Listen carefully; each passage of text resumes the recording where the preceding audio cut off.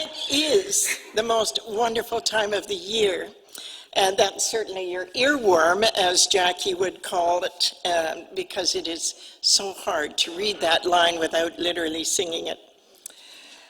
We are closer to celebrating the birth of Jesus, which is a pretty big deal, as you've already heard everything that has been going on for preparation.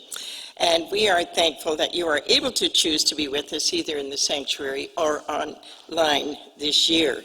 It's something we don't take for granted. Many of you have been asking about the St. Nicholas celebration that was held at our house last weekend. All the wooden shoes were placed in front of the fireplace. If you're good, St. Nicholas leaves you a chocolate letter, and if you're not so good, you receive a hunk of coal. For all 18 of us, I'm happy to say there was no coal this year. We had a wonderful intergenerational day. All sorts of European hors d'oeuvres and feasting around a very long, extended dining room table. And later we gathered in our family room to exchange gifts that we had made for each other. We all draw names for that, and my 5-year-old grandson, Bennett, got my name. And this is the gift that he made for me. Both sides filled with art. My new best purse. My new favorite bag. It is really so exciting. To be a part of the hope and the peace and the joy and the love that marks this week as we move through the Advent season into the holy season of Christmas. Jackie has just listed off everything and all of the ways that we will be celebrating Jesus.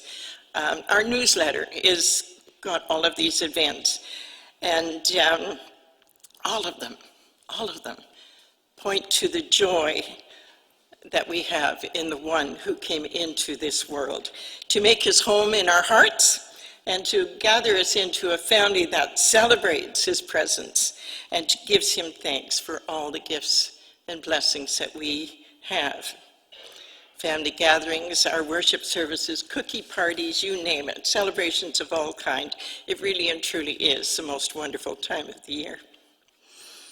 Betty and Anne-Marie and Jim B., Denise, Mike G., John, Nadia, Alexa, and Dwella all celebrate birthdays at this time of the year.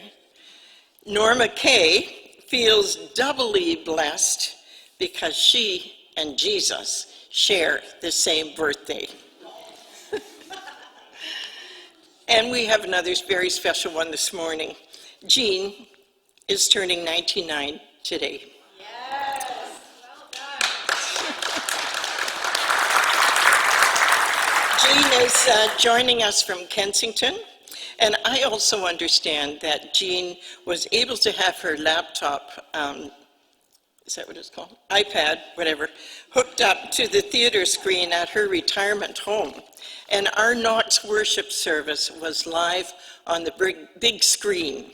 And Phyllis and Jean and Irene were all there together and joined by others. Several others came in to join them because they heard the awesome music, Brian, and message. So thank you, Jean, for doing that. That was really and truly amazing. Anniversary for the winter people this month are Brian and Madge, 66 years.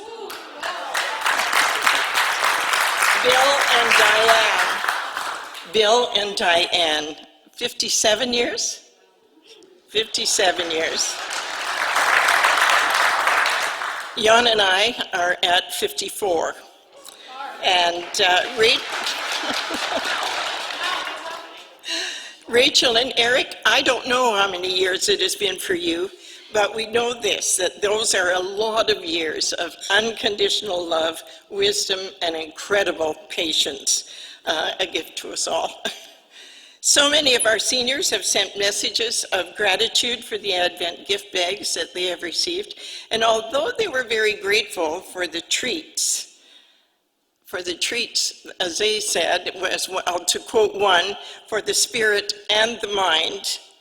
They were the most grateful to know that they had not been forgotten by their church family. So thank you to all of you. And a very special thank you to Colleen, who knits tirelessly every day. She has contributed hats and mittens for about probably at least 60 children and adults at Jane Finch and a whole group of people at Kerr Street Ministries. She's also contributed 50 or 60 knee laps, lap knees? Lap blankets, thank you, that will be received are being sent out to about 8 different long-term care facilities in Oakville and Burlington, and will be given out by their staff to people who don't receive anything or who don't have family to celebrate with them on Christmas Day. Quite a few have passed on their greetings. The Pantons in Alberta, the Plateals in Ottawa, the Chapels in Bahamas, Ina in Petrolia. They're all watching. And there's one more which says, and I quote, "Have a blessed Christmas.